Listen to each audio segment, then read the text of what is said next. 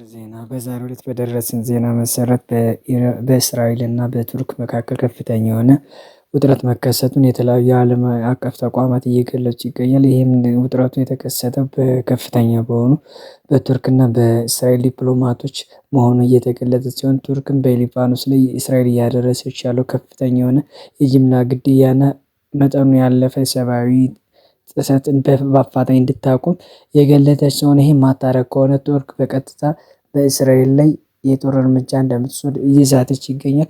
ይህም ተከትሎ ከፍተኛ የሆነ የዓለም አቀፍ እንዲሁም የመካከለኛው ምስራቅ ያለው ውጥረቱ መጨመሩ ይከሰታል።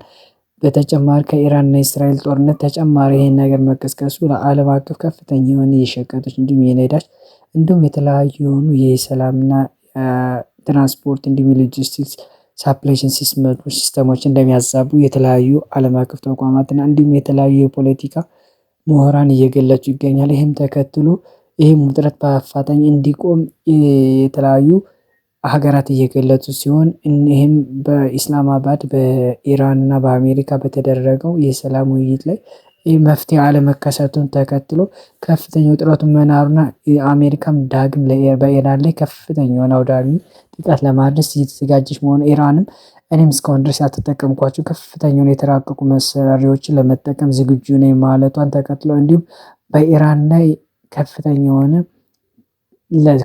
የሆነ ለውጥ ይከሰታል እየተባለ ይገኛል። ይህም የሆነበት ከፍተኛ የሆነ የኢኮኖሚ ጫና እና እንዲሁም የኢራን ከፍተኛ የሆኑት መሪ የሆኑት አያቶላ ሙጅተባ ካሚሊ እንደ ድሮ እኛ እጃችን ሰጠን መኖር የለብንም እንዲሁም ከፍተኛ የሆነ የኒውክሌር መጠኑ እንዲጨምርና ኢራንም የኒውክሌር ቦምብ ባለቤት እንድትሆን የአይአርጂኤስ ኃላፊዎች ላይ ትዕዛዝ ላይ መስጠታቸውን የተለያዩ ዓለም አቀፍ ተቋማቶች እንዲሁም ተስኒም፣ አልጀዚራ፣ ቢቢሲ፣ ስፑትኒክ እና ሮይተርስ እየገለጹ ይገኛል። ይሄም ኢራን ከፍተኛ የሆነ ዩራኒየም ያብላላችሁ ወደ ኒውክሌር ቦምብ ከቀየረች በመካከለኛው ምስራቅ ሁለተኛዋ የኒውክሌር ታጣቂ ሀገር መሆኗን በይፋዊ ለመናገር ትንሽ ቀናት እንደቀሩት የተለያዩ ዓለም አቀፍ ተቋማት ይገኛል። ይህም ተከትሎ ከፍተኛ የሆነ ቀውስ በመካከለኛው ምስራቅ ከባለፈው ከተከሰተው በላይ እየተከሰተ ይገኛልና ይህንም ለዓለማችን ከፍተኛ የሆነ ስጋት